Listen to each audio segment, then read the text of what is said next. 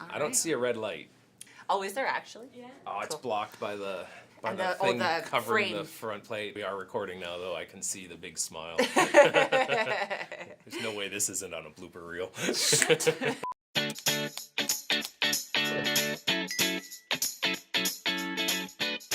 Hello and welcome to Start Talk. I'm your host, Sarah Imrie, and I'm so excited to welcome a brand new episode of Start Talk with a brand new guest that is certainly not brand new to our company here at Start.ca. Darryl Olthoff is a co-founder, owner, and just has been around from the very beginning and brought us this great company. So thank you for joining us here at Start Talk, and thank you for bringing Start.ca for us as well. Well, thanks for having me. I'm excited to be here.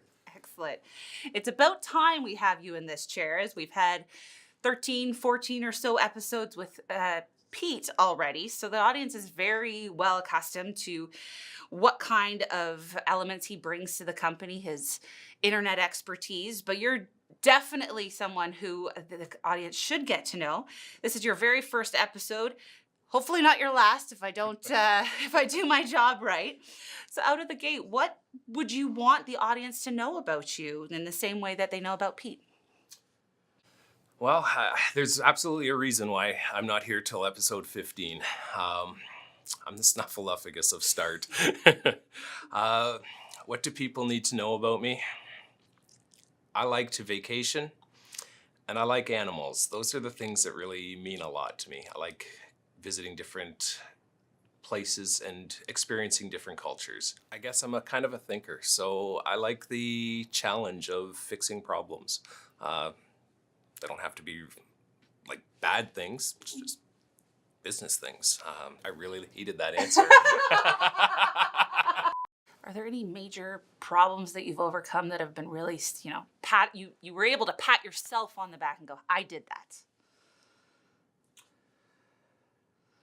No. Anything you're able to share? I'm sure there are. I guess for me, I don't really catalog them. I try to fix a problem and move on to the next thing, but I don't really think that much about the past. I think that chalks up to how successful this company's been in growing. So thank you for always being there to solve our problems, and whether mine or the company's.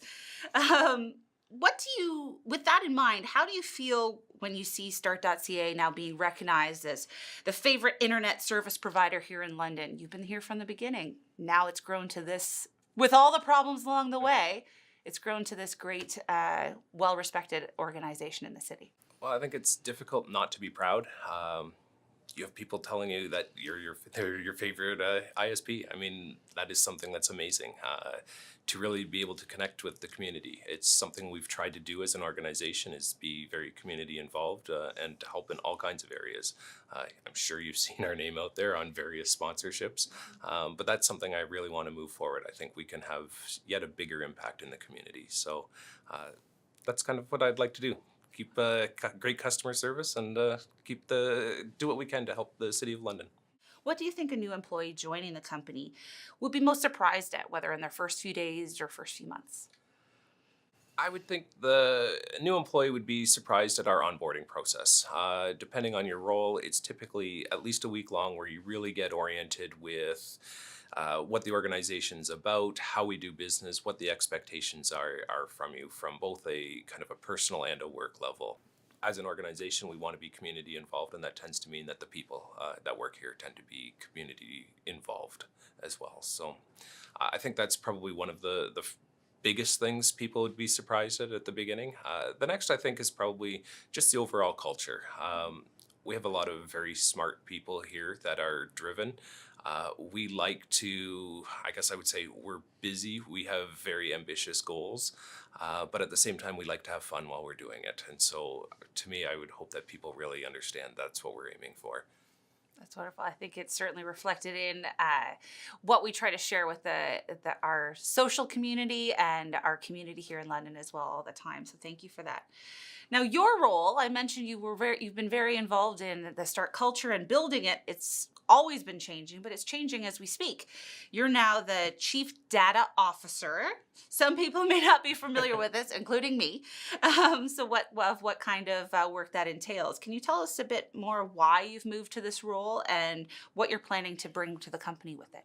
Well, we're growing as an organization. Obviously, we've brought in some very talented people to replace what I've done in the past. We now have a CFO and a VPO to take over a lot of those responsibilities. So now I want to focus on data. So we lack some reports in certain areas, but I really want to start making sure that as we're growing as a company, that we're making more decisions based on data and less on instinct. So a lot of it's to just make sure we can get some of that data out there. The other thing is really to assess where we store data, where our different systems are, where that data is, how we can integrate it so we don't have multiple copies of data, and really making sure that data is protected and purged regularly. Well, it definitely sounds like it's something that's going to be touching all elements and departments here at Start to help it grow towards the future.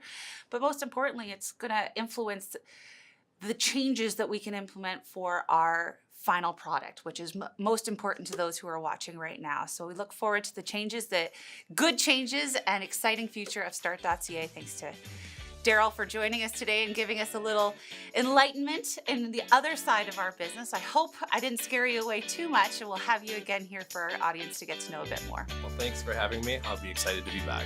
Thanks again for joining us for another episode of Start Talk. We'll see you next time.